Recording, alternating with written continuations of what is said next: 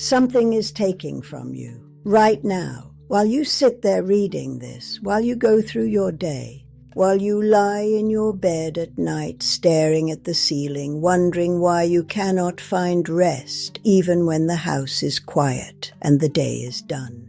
Something is taking from you, and it has been taking for long enough that you have started to accept the emptiness as normal. You have started to call it stress.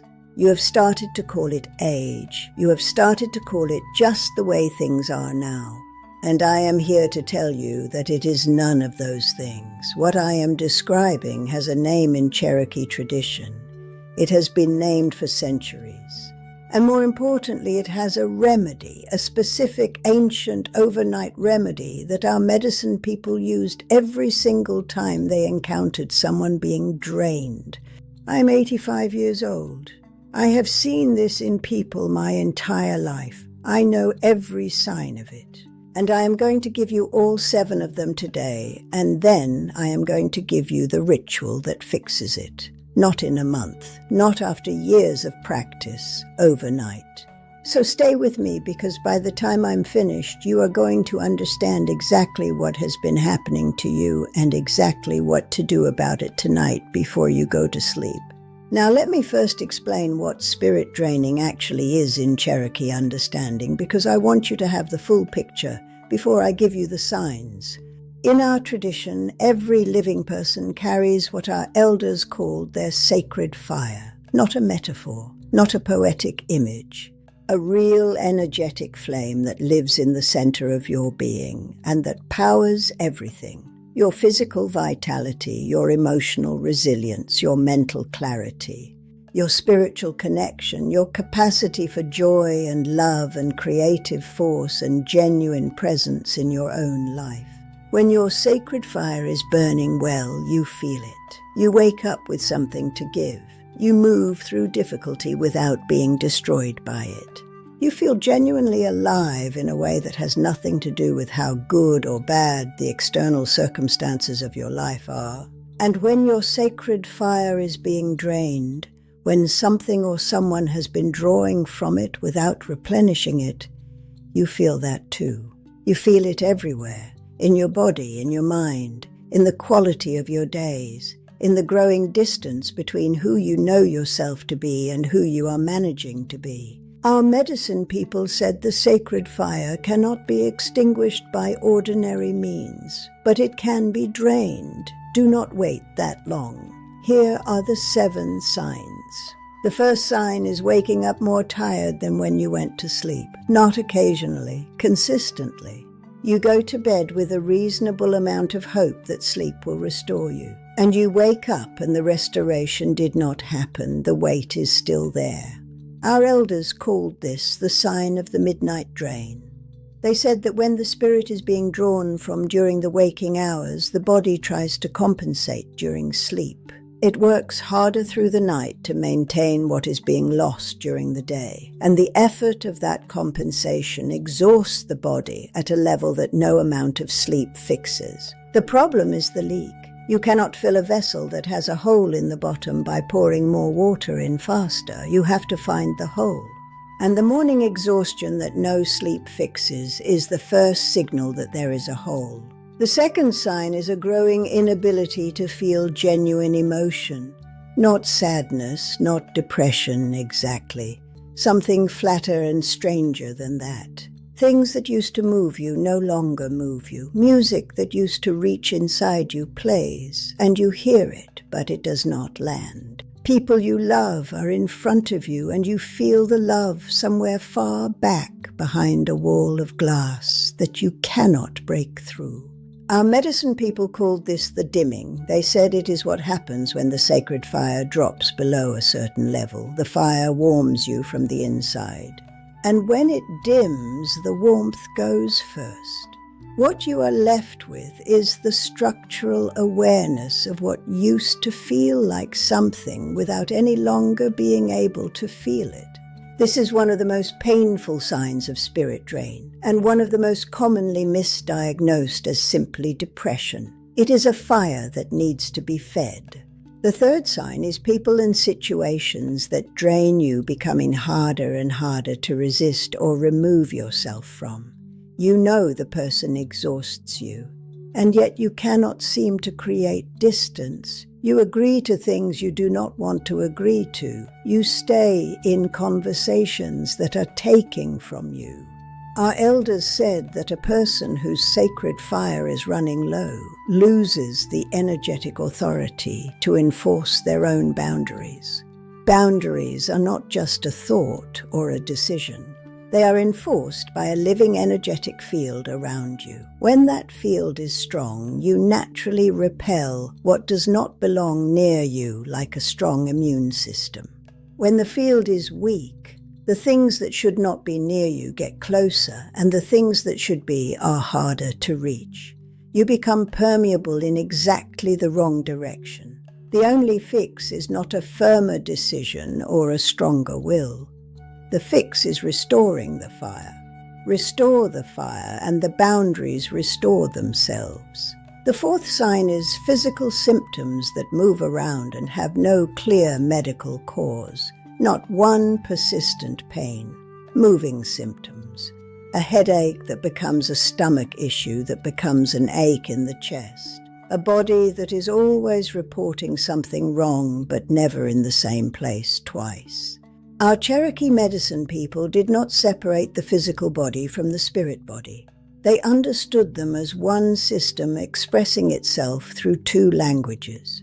They said that when the spirit is being drained, the body begins to speak in symptoms the way a house begins to speak in creaks and drafts when its foundation shifts. Treating the symptom without addressing the spirit drain is like patching a wall crack without addressing the shifting foundation. The crack will return until the foundation is addressed.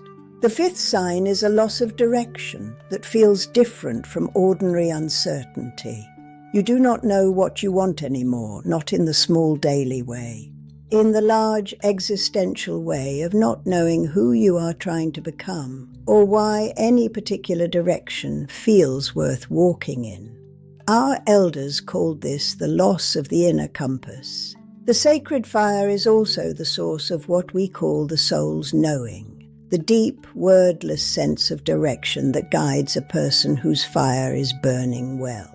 When the fire dims, the compass goes with it, and you find yourself making decisions from a place of mere survival and momentum rather than genuine knowing. The sixth sign is an increase in what our medicine people called sticky thought, thoughts that attach and will not release, specifically thoughts about people who have drained you. An argument that happened weeks ago that you are still mentally rerunning. A person who treated you badly, whose face appears in your mind dozens of times a day without invitation. Our grandmothers said sticky thought is a symptom of incomplete energy extraction. When something or someone has been drawing from your fire and then leaves, the connection stays open, like a tap left running. And your mind circles the source of the drain compulsively because your spirit is trying to find the connection and close it. The sticky thought is not weakness. It is your spirit addressing the leak. The seventh sign is the most telling. It is the loss of what our people call the morning spark. The moment when you wake up and there is nothing there, no anticipation, just flatness. Just grey. Our grandmothers said the morning spark is the sacred fire greeting the new day, and that in a healthy spirit it is always there to some degree. When that warmth is absent, you need intervention. Now, the overnight ritual. This is what our medicine people used when someone came to them needing restoration before the drain went any deeper. It has 4 steps, and it is done at night. They called it the returning dark, not frightening dark, tending dark, the dark that puts things back together. Step 1 is the full body release, and it begins before you prepare for sleep. You stand in your space, wherever you sleep, and you shake your body, physically shake it. Hands first, then arms, then shoulders.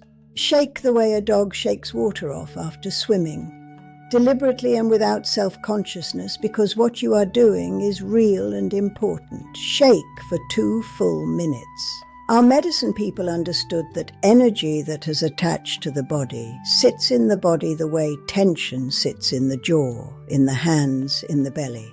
Shaking physically dislodges it. Step 2 is smoke and salt.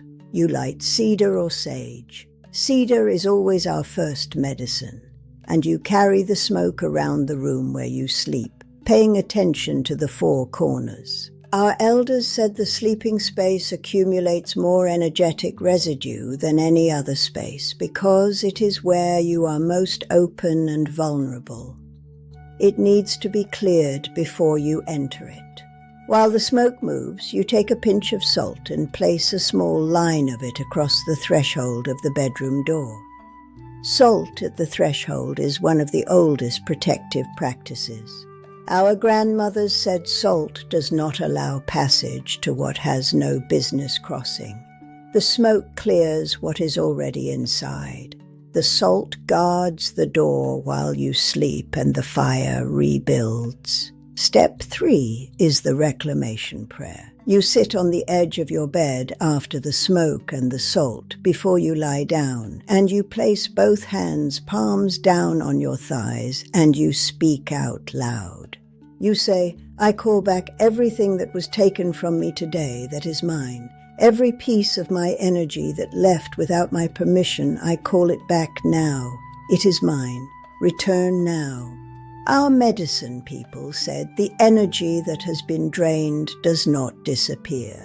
It is still connected to you by threads. The reclamation prayer pulls those threads back. It retrieves what was taken. Step 4 is the fire breath, the final step before sleep. You lie on your back, hands on your belly, and you breathe in through the nose, filling the belly, then the chest, holding, releasing. On each inhale, you imagine warmth entering your body with the breath, actual warmth, golden, amber, firelight warmth coming in with every breath and settling in the center of your chest. And on each exhale, you let anything cold, anything dense, anything that does not belong exit with the breath. Warm in, dense out. 10 breaths, 20 if you feel you need it. Sleep after these 4 steps is different. Our medicine people promised this. You will sleep deeper. You may dream vividly because the spirit is actively working to rebuild. You will wake up and there will be something different in the first moment of consciousness. It may be small, but it will be there, the morning spark, beginning to return. Do the ritual tonight, all 4 steps, in order. Do not skip the shaking because it seems silly. Do not skip the reclamation because you feel self-conscious. Do all 4 tonight. Your fire is not gone. It has been drained, and now you know how to fill it back up.